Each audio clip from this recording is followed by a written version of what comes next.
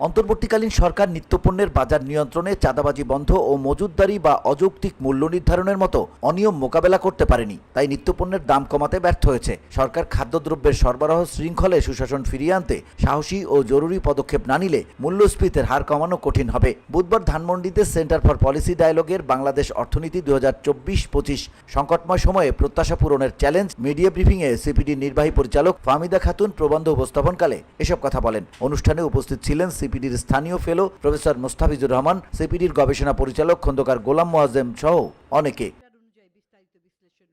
মূল প্রবন্ধ উপস্থাপনকালে ফাহমিদা বলেন, সিপিডির পর্যবেক্ষণে পেঁয়াজ, আলু, বেগুন, ডিম, রুই মাছ, হলুদ, গম, মসুর ডাল, চিনি, গরুর মাংস, রসুন, আদা, সয়াবিন তেল এবং পাম তেল সহ 14টি বিভিন্ন প্রয়োজনীয় খাদ্যপণ্যের সরবরাহ শৃঙ্খল বিশ্লেষণে দামের ওঠানামা এবং অদক্ষতার জন্য বেশ কিছু বাধা দেখা দিয়েছে। বেশিরভাগ কৃষিপণ্যের ক্ষেত্রে প্রাথমিক বাধাগুলোর মধ্যে রয়েছে মজুতদারি, কমিশন এজেন্ট বা গুদাম পরিচালনাকারীদের আধিপত্য, অপর্যাপ্ত কীটপতঙ্গ ব্যবস্থাপনা এবং কৃষি পদ্ধতি, উচ্চ উপকরণ খরচ, নিম্নমানের সংরক্ষণ এবং পরিবহন সুবিধা, পাশাপাশি সামগ্রিক সরবরাহকে প্রভাবিত করে এমন অপ্রত্যাশিত আবহাওয়া।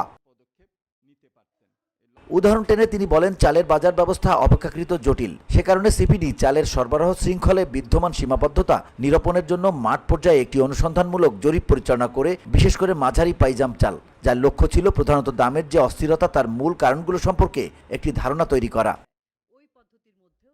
অনুসন্ধান করে দেখা গেছে, চাল সরবরাহ ব্যবস্থায় অসংখ্য বাজার এজেন্ট রয়েছে। বাজার মূল্যের উপর গুদাম মালিকদের বা অটো রাইস মিলারদের উল্লেখযোগ্য আধিপত্য লক্ষ্য করা যায়। ফলস্বরূপ ধান চাষিরা প্রায়শই সঠিক দাম পান না, কিন্তু ভোক্তারা অযৌক্তিকভাবে উচ্চ মূল্যের সম্মুখীন হন, যার ফলে ক্রয় ক্ষমতা হ্রাস পায়।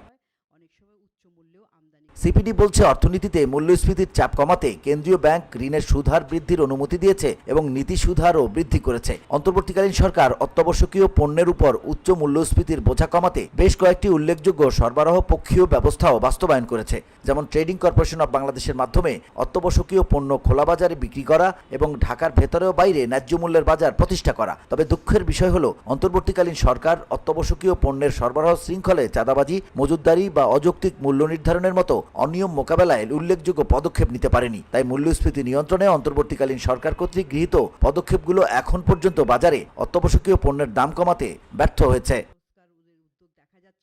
VOD Bangla news desk.